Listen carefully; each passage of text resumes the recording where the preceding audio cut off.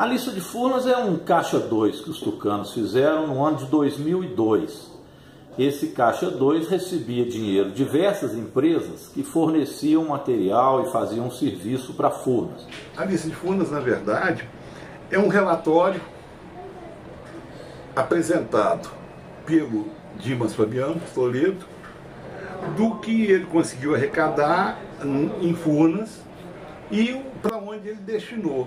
Dimas Toledo, ele foi diretor de engenharia, diretor de construção e planejamento da Furnas. Ele era politicamente sustentado pelos políticos de Minas Gerais e o Aécio, quando foi assumindo o protagonismo de Minas, passou a ser o padrinho político dele. Eles montaram então uma caixinha e com base nessa caixa as campanhas tucanas recebiam recursos. Segundo Dimas Toledo, repito, ele que assina a lista vai demonstrando quais as empresas entregaram dinheiro e quais os políticos que receberam.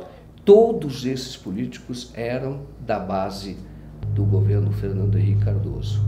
Todos. Não tem nenhum da oposição, não tem nenhum de outro partido que não fosse um partido que dava na época sustentação ao Fernando Henrique. Os que mais receberam foram Aécio Neves, José Serra e Geraldo Alckmin, que eram candidatos aos cargos majoritários de governos do Estado, Minas Gerais e São Paulo, e presidência da República.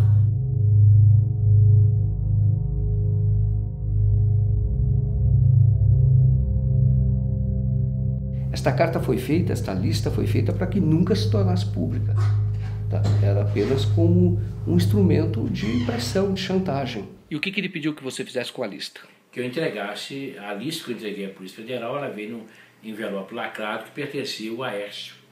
Era diretamente para entregar ao Aécio. Assim como ele mandou uma pós-Heredo, tinha uma lista pós-Heredo, tinha uma lista, ele entregou uma lista para o Daré entregar ao Alckmin. Eu acho que 4 ou 5 listas que ele tinha feito. Ela foi usada para que esta lista fosse entregue a alguns políticos que pudessem interferir no governo do Lula, que estava começando, e que esta pessoa que assina a lista, que é o Dimas Toledo, pudesse permanecer em Furnas, assim como pudesse permanecer em Furnas o pai do Aécio Neves. E é o seguinte, assinou, ele fez a lista porque sentiu no momento que ele ia perder o cargo. Porque o cargo dele era um cargo de confiança e o cargo dele pertencia ao PTB. E o PTB já tinha diretor para ficar no cargo dele. E ele precisava, porque tinha muito acordo com as grandes empreiteiras, né? Que é onde corre dinheiro, é o canteiro de obras, né? Onde se compra tudo e faz tudo e fatura tudo, né? Nas questões que envolvem Furnas, o senhor poderia relatar sinteticamente este caso que o senhor recebeu a informação do diretor Dimas?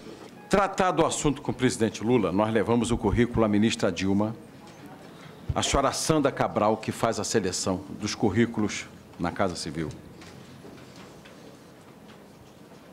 e ao ministro José Dirceu, 3 cópias. O currículo começou a transitar. Todo mundo dizia que era um técnico espetacular, um grande nome para substituir o doutor Dimas. Mas a coisa não evoluía. Uma pressão grande de vários deputados sobre mim, sobre o ministro Valfrido. Não tira o Dimas, não tira o Dimas. E eu percebi que o próprio ministro Zé Dirceu não queria tirar. Toda hora a gente fica dizendo que tem muita pressão, tem pressão do Aécio, tem pressão do Papa, de gente lá de Roma. Quando houve o enterro do Papa, gente que está em Roma pressionou. Eu entendi claramente que era o ex-presidente Itamar Franco, para não tirar. Então, nessa data, o presidente Lula já sabia que tinha alguma coisa errada em Furnas? Não. Ele queria, desde o início, em janeiro, ele queria tirar o doutor Dimas, só um instantinho, porque o doutor Dimas só prestigiava o Aécio. O Aécio era o sustentáculo político do Dimas. O Aécio tinha sido presidente da Câmara dos Deputados e ele é quem dava a sustentação política ao Dimas. Ele era o padrinho político do Dimas, numa tradição que vem de Minas Gerais. Furnas foi criada em Minas Gerais E sempre quem deu sustentação à diretoria de Furnas foram os políticos de Minas Gerais. Eu levei para o Zé Dirceu o nome do Dimas Toledo, que continuasse na diretoria de Furnas. Ele usou até uma expressão comigo, falou, o Dimas não, porque o Dimas, se entrar em Furnas e colocar ele de porteiro, ele vai mandar em Furnas. Ele até é uma pessoa que já está lá há 34 anos, é uma indicação que sempre foi do Aécio. Passado um mês e meio, ele me chamou, falou, qual é a sua relação com o Dimas Toledo? Falei, minha relação com o Dimas Toledo, eu tive com ele 3 vezes, achei ele competente, um cara profissional. Falei, não, porque esse foi o único cargo que o Aécio pediu para o Lula. Então você vai lá conversar com o Dimas e diga para ele que a gente vai apoiar a indicação dele. Eu fui conversar com o Dimas e o Dimas, na oportunidade, me colocou da mesma forma que eu coloquei o caso da Petrobras, em Furnas era igual. Ele falou, vocês não precisam nem aparecer aqui, vocês vão ficar um terço São Paulo, 1/3 Nacional e 1/3 Aécio.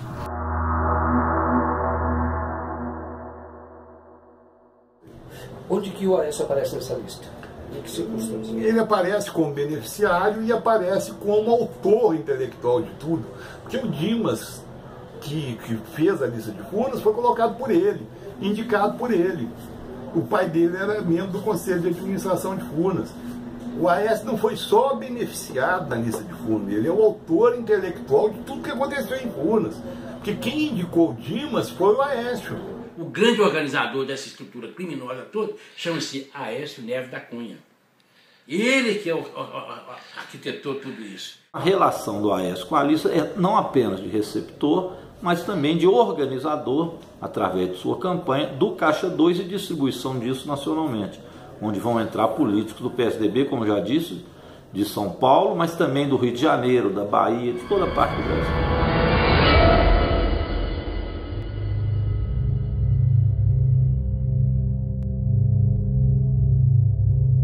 Como é que esse recurso era arrecadado? Eram fornecedores de Furnas, na maior parte, e empresários do relacionamento do Dimas. No caso dos fornecedores, o caminho da propina, você simulava uma consultoria. Então, a empresa recebia esses recursos e uma parte dos recursos que ela recebia por serviços prestados em Furnas, esses recursos que eram recursos superfaturados, parte desses valores retornava para o caixa, vamos dizer assim, o caixa 2 do Dimas, que era o diretor de Furnas.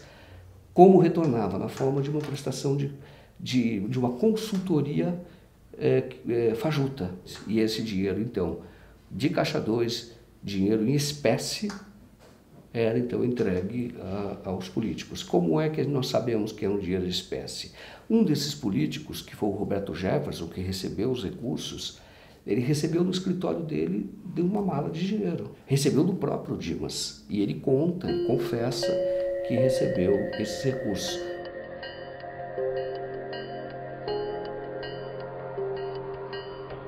Outro é um deputado estadual, presidente da Assembleia de Minas Gerais, Antônio Júlio, que recebeu, também disse que recebeu os recursos em espécie do Dimas Toledo, que é de Minas Gerais.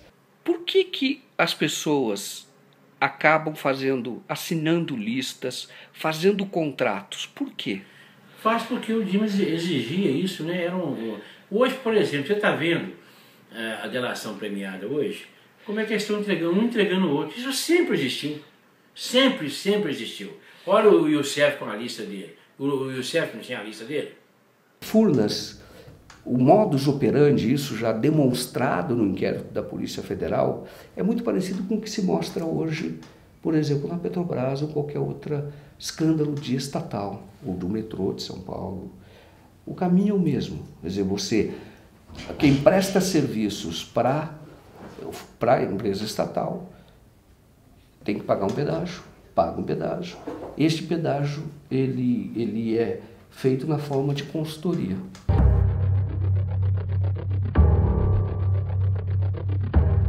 Alguma vez você entregou dinheiro de algum esquema para Andréa Neves? A Andréa recebia dinheiro. Sempre recebeu. Ela usava algumas firmas de fachada. O dinheiro vinha de onde? O dinheiro vinha todo do esquema. Pode dizer algum? Vinha da Toshiba, vinha... O Dimas apurava o dinheiro e mandava entregar.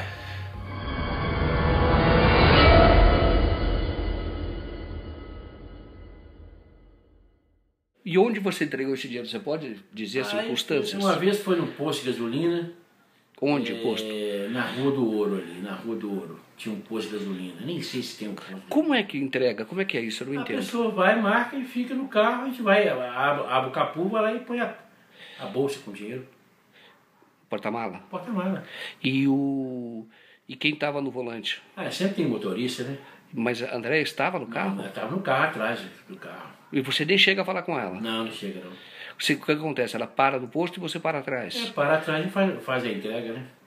Você fez isso? Fiz já umas 4 vezes para ela. Entregou dinheiro para ela? Entreguei. Valor de quanto, você sabe? Uma vez foi em 2.500.000, tudo em nota de 100 contado, o dinheiro já vinha tudo, um monte de horaria, né? Outra vez mais ou menos 600.000, teve uma outra foi 200 e poucos mil reais, e assim vai. Você tem condição de provar o que você fala? O que eu falo, tudo foi documentado. Tudo meu foi documentado. A Andréia está na lista como a pessoa que ela viabiliza os recursos para um comitê de prefeitos. Ela recebe esses recursos. Agora, a Andréia não está só na lista.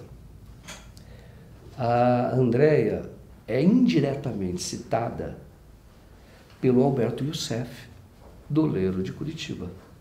O senhor sabe quem era o operador do PSDB na época? A gente sabe por ouvir dizer, né? Então, ouvi dizer, né?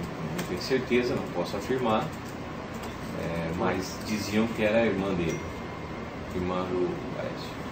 O senhor ouviu isso de quem? Ouvi do seu José, ouvi do próprio Daré na época. O senhor falou que o Antônio Daré comentou para o senhor. O que o senhor lembra dessa conversa? O que ele falava? Algum dado específico? Algum lugar? Não, às vezes ele estava discutindo valores com o seu José e aí falava, pô, eu não posso pagar mais que isso, porque ainda tem a parte do PSDB, esse tipo de coisa. Então aí você acaba escutando. O Youssef, réu confesso, operador confesso, ele dizia o seguinte, que ele operava para um político do PP, do Janene, que é do Paraná, o estado dele também. Falecido já. Então, ele tinha lá, o PP tinha os seus recursos ali. E quem ia buscar esses recursos? Youssef. Uma vez ele foi buscar esse recurso no dono de uma empresa de Bauru, chamada Bauruense, que é uma grande prestadora de serviços para Furnas e, segundo o que a Polícia Federal descobriu e o Ministério Público denunciou, Bauruense prestava serviços superfaturados para Furnas. Que a Bauruense é o seguinte, era uma empresa que ela... O Dimas é sócio da Bauruense, eu acredito que o Aécio também seja sócio. Não posso afirmar, mas eu acredito. Porque a Bauruense ela tinha muitos contratos sem licitação. Na verdade, o partido que tinha a diretoria, né? Mas quem operava a diretoria era o Zé Janeiro, em comum acordo com o deputado Aécio. Quem que falou isso para o senhor? O próprio deputado Zé Janeiro. Ele falou isso para o senhor? Falou. Mais de uma vez? Mais de uma vez. Na verdade, o Partido Progressista não tinha a diretoria só, e sim dividiria com então, o PSDB, no caso, a cargo do deputado Aécio Neves. Quanto que eles recebiam? Tanto o PP quanto o PSDB, o senhor sabe a divisão? A divisão eu não sei, mas eu sei mais ou menos pelos valores que a Bauruense repassava mensalmente. Era coisa de mais ou menos, na época, $100 mil, 120 mil dólares. O Youssef vai lá para buscar o dinheiro que pertencia pertencia, na visão dele, porque pertence ao povo brasileiro, mas na visão dele, era o do feudo, da cota do PP. Aí ele foi até lá e recebeu, e foi receber o dinheiro, só que ele esperava receber o dobro. Mas aí o dono da Bauruense falou, não, metade, a irmã do Aécio já veio e levou. Ela veio pessoalmente aqui. Aí o Youssef liga para o Janeiro e fala, mas ó, não é aquele valor que você está me falando, porque a Andréa já veio e pegou metade. O Janeiro falou, pode vir embora, porque realmente é do Aécio. Tá? Na Casa de Pedra você esteve alguma vez? Estive lá, lá é onde faz as festas. Mas você esteve lá? Estive lá. O que você esteve fazendo lá? Lá entregando dinheiro também. Você lembra de quem era o dinheiro e para quem era? O dinheiro era para entregar para o Aécio. E você entregou para ele? Entreguei. Mas para ele mesmo, não? Ele mesmo. Você já esteve frente a frente com ele? Várias vezes. E esse dinheiro que você entregou para ele vinha de onde? Furnas. Você lembra quem era o fornecedor? Hein? Lembra quem era o fornecedor? Vinha Janeiro pedia para entregar com o esquema com o Bauruense. Nós estamos em Bauru. Nesta casa aqui morava Ayrton Daré, dono da Bauruense. Nesta casa, segundo Nilton Monteiro, que era operador em Furnas, eram distribuídos recursos de propina, dinheiro desviado de Furnas. Você esteve na casa do Daré, que é o dono da Bauruense? Estive lá em Bauru. Você esteve lá? Estive lá, fiz umas 3 vezes lá. Você lembra como era a casa dele? É uma casa muito grande, né? Um muro muito grande, toda murada. Aí você foi lá e entregou o dinheiro? Eu peguei dinheiro lá, entregar não, lá eu pegava o dinheiro. E levava para quê? Levou para quê? Eu entregava pro esquema, né? O Dimas determinava, eu fazia as entregas.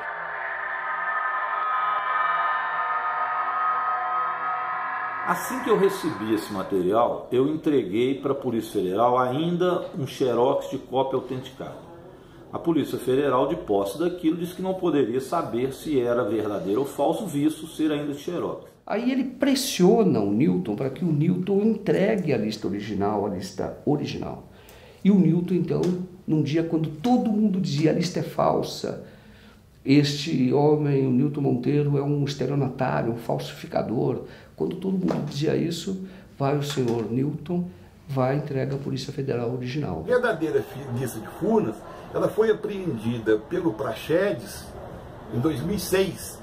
Ela foi apreendida após o Roberto Jefferson denunciar o esquema. E o Milton Monteiro foi levar a lista na Polícia Federal, o Praxedes tomou a lista dele e apreendeu. Esta lista foi entregue por Nilton Monteiro na sede da Polícia Federal aqui em Minas Gerais e depois de mais ou menos um mês, feito o exame grafotécnico, a Polícia Federal detectou então que ela era verdadeira e autêntica. A assinatura é do Dimas, o documento foi impresso, todas as folhas na mesma impressora, tem lá a mesma marquinha das impressoras, então não tem nenhum sinal de adulteração, então não há dúvida de que a lista era verdadeira. A estrutura policial de Minas Gerais a serviço do PSDB simulou a existência de outras listas que eram falsas. Realmente as outras eram falsas, mas foi falsificado por eles.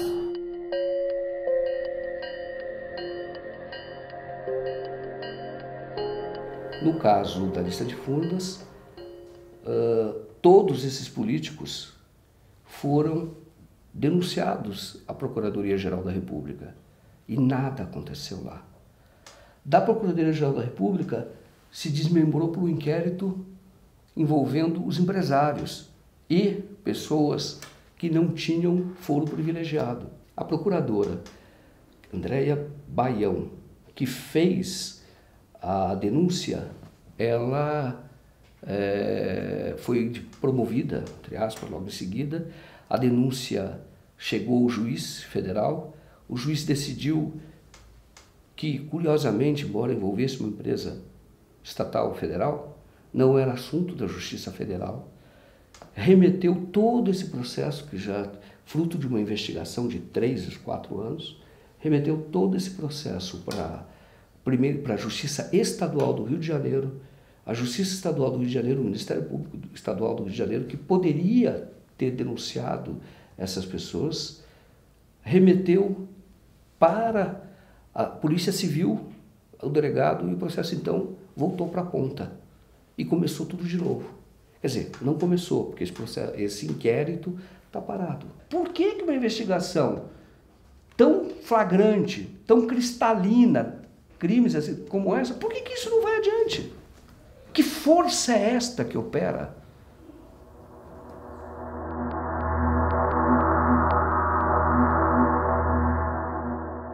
Na época em que o Aécio se prepara para disputar a eleição,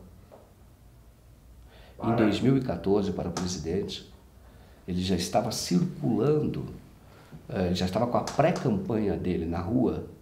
Você tem, alguns meses antes, você tem o Nilton Monteiro preso. Nilton Monteiro é quem conseguiu essa lista e entregou o original à Polícia Federal. Foi muito perseguido. Ele tinha outras denúncias contra ele e a Polícia Civil em Minas, essa polícia ligada ao senador Aécio Neves, policiais civis, não a polícia, policiais civis ligados ao senador Aécio Neves, acabaram por armar contra ele e ele foi preso por outras questões, jamais pelo caso de Furnas, que aliás ele ganhou na justiça quando o acionaram. Mas ele foi preso, evidente, em retaliação à entrega que teve da lista de Furnas. Nada foi provado contra ele, foi solto e a situação dele em relação à lista de Furnas, ele não tem nenhum processo contra ela julgado e condenado. Depois você tem o dono de um site, o dono do jornal, preso, sob a acusação de que ele agia em conluio com o Nilton. O Nilton não tinha nenhuma condenação, só que eles não tinham relação nenhuma, não fosse fonte, a relação de fonte. A prisão do Marco Aurélio foi uma coisa assim, absurda, porque não havia denúncia contra ele, nunca se comprovou nada contra ele. Ele foi, o que se falava informalmente é que ele faria parte de uma quadrilha que estava forjando documentos. Essa história de forjar documentos é mentira, pelo seguinte: o Novo Jornal tinha até uma estética conservadora, você olhava um site como outro qualquer, mas se você olhasse as matérias, era uma matéria, em geral, reportagens bem feitas, aprofundadas, com muita fonte, mas no final vinha novidade, vinham PDFs, né, pendurados na matéria, comprovando com documentação tudo que estava sendo dito. Por exemplo, a primeira vez que eu vi, né, a lista de Furnas na íntegra foi no Novo Jornal. Falaram que eu participava, nas condições de relações públicas, de uma quadrilha, que essa quadrilha era chefiada por Nilton Monteiro.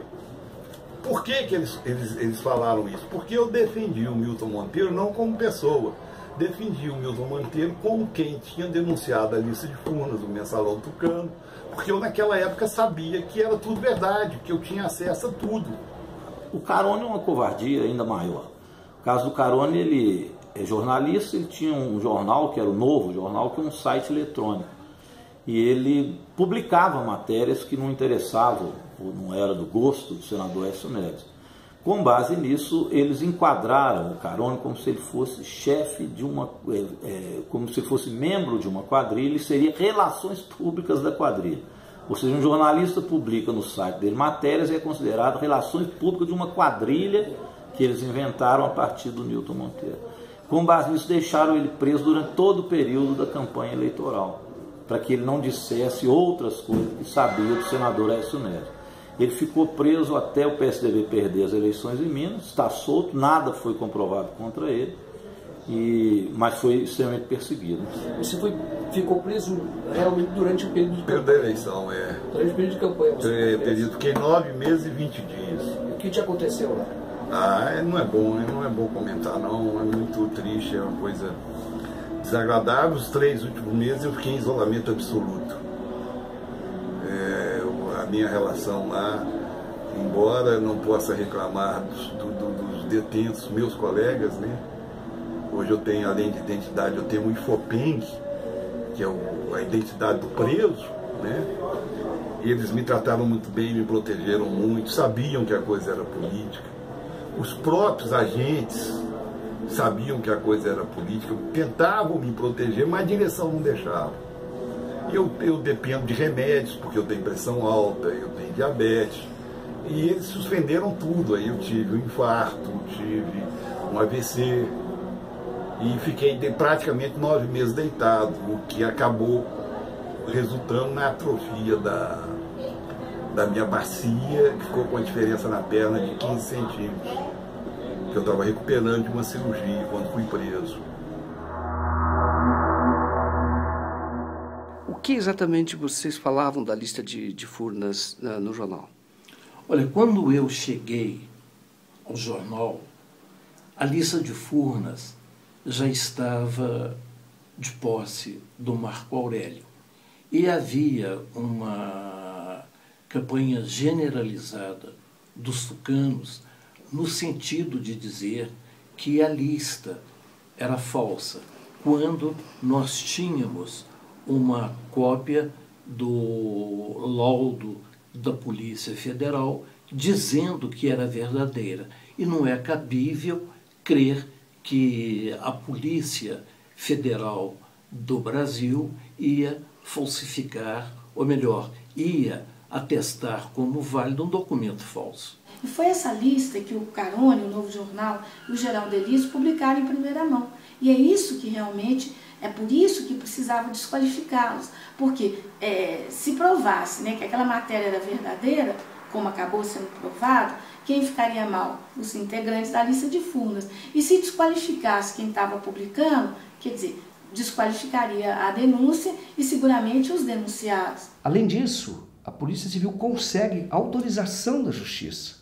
consegue o apoio do Ministério Público e mandado da Justiça. Tanto os mandados de prisão dessas duas pessoas, consegue mandados de busca e apreensão na casa de um jornalista que trabalhava no Novo Jornal, que é um jornalista que já ganhou o Prêmio ESSO, uma pessoa séria, foi secretário da Cultura em Minas Gerais, excelente reputação. O Geraldo Elísio, que é conhecido no rádio, foi conhecido lá como Pica-Pau. Você fez muitas reportagens na época da ditadura militar, combateu a ditadura militar, jornalista investigativo. Você esperava sofrer uma busca e apreensão, revirar, levar seu computador aqui da tua casa, e também a prisão do dono do site onde você trabalhava, em pleno regime democrático? Nunca. Agiram com mais violência, infringiram mais a ordem democrática do que os próprios militares dentro do regime de governos militares. Na verdade, o que se pretendia era destruir a reputação dos dois, quase de uma forma tipo assim, olha, preste atenção, tá? Os patrões estão cooptados, grande parte dos jornalistas também, e aquele que se atrever a botar a cabeça para fora, olha o que vai acontecer com ele. Além disso, também a Justiça autoriza, a Polícia Civil pede, o Ministério Público concorda, a polícia autoriza o mandado de busca no advogado do Newton e do Carone. Isso é absolutamente inusitado, isso é um atentado. Você, por exemplo, fazer atentado contra a imprensa é muito grave. Você entrar na casa de um advogado e no escritório dele fazer busca e apreensão é tão grave, ou talvez mais grave do que isso. Porque existe realmente o advogado, ele tem segredos dos seus clientes. E você, a não ser que o advogado esteja envolvido em crime diretamente, você não pode fazer isso. E isso foi feito lá. Quem mexeu com lista de Furnas aqui em Minas foi perseguido. Eu quase tive mandato cassado, os outros dois foram presos, sendo que o Carone por pouco não tinha um infarto e morria na cadeia. Felizmente conseguiu sobreviver, mas essa é a realidade, o fato sobre a lista de Furnas. Mas existe liberdade de expressão no Brasil? Existe, teoricamente existe liberdade de expressão, sim. Ou deveria existir. Mas no Brasil, o que eles não conseguem censurar através da censura econômica, eles censuram através da censura judicial, em último caso, na prisão. Essa é a verdade sobre o Brasil hoje. Isso aconteceu em Minas. Isso aconteceu em Minas não foi há muito tempo atrás. Isso aconteceu em Minas no ano passado. Isso aconteceu em Minas no ano retrasado. Faz muito pouco tempo.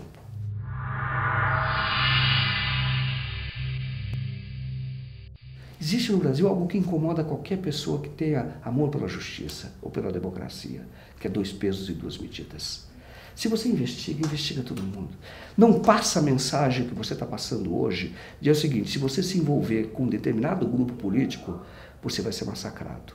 E se você se envolver com outro grupo político, você será poupado. Isso vai destruir a democracia no Brasil. Ô Dilton, você estaria disposto a fazer uma delação premiada? Eu já estou a caminho de fazer um acordo muito grande. E para você fazer esse acordo, você precisa do quê? Eu preciso que meus casos sejam federalizados, pegar todos esses inquéritos que eles me indiciaram e me denunciaram e levar tudo para a Polícia Federal e fazer perícia da Polícia Federal. Porque eu confio na Polícia Federal.